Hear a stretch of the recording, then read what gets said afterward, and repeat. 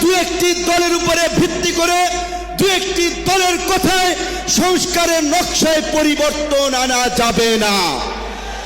আমি সংস্কার কমিশনে বলেছিলাম, দেশ স্বাধীনের পরে ডক্টর কামাল হোসেনরা বলেছিল আমাদের নেতা শেখ মুজিব, আমরা তো তাকে দেখে সংবিধান নির্মাণ করেছিলাম, রচনা করেছিলাম তাকে এম্পাওয়ার করার জন্য।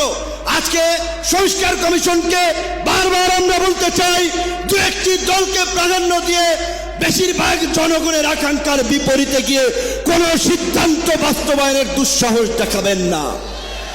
এরকম একটি সফল মহাসমাবেশ আয়োজনের জন্য ইসলামী আন্দোলন বাংলাদেশের সারা দেশের নেতৃবৃন্দকে গণ অধিকার পরিষদের পক্ষ থেকে অভিনন্দন এবং শুভেচ্ছা জানাই।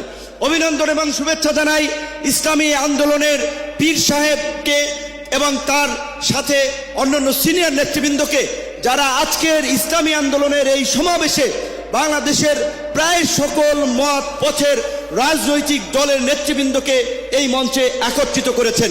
এবং আজকের এই সমাবেশ অত্যন্ত সময়োপযোগী এবং কার্যকর বিষয়ের উপরে ভিত্তি করে নির্ধারণ করা হয়েছে। আপনারা জানেন, বাংলাদেশের 24-এর গণ অভ্যুত্থান পরবর্তী রাষ্ট্র সংস্কারের যে জন আকাঙ্ক্ষা তৈরি হয়েছে, শাসনতান্ত্রিক ব্যবস্থার পরিবর্তনের যে রাজনৈতিক এবং জন আকাঙ্ক্ষা তৈরি হয়েছে, সেই আনুপাতিক হারে নির্বাচনের দাবিতে আজকে বোধহয় কয়েকটি দল ব্যতীত সব দলই কিন্তু এই মঞ্চে ইতিমধ্যে হাজির হয়ে এই সংখ্যানুপাতিক নির্বাচনের পক্ষে তাদের দলীয় সমর্থন ব্যক্ত করেছে।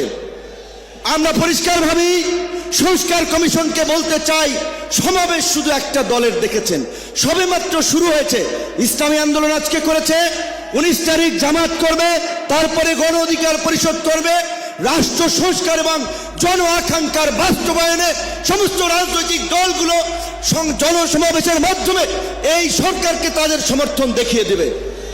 তাই আমরা বলতে চাই, কোন দু একটি দলের উপরে ভিত্তি করে দু একটি দলের কথায় সংস্কারের নকশায় পরিবর্তন আনা যাবে না। আমি সংস্কার কমিশনে বলেছিলাম, দেশ স্বাধীনের পরে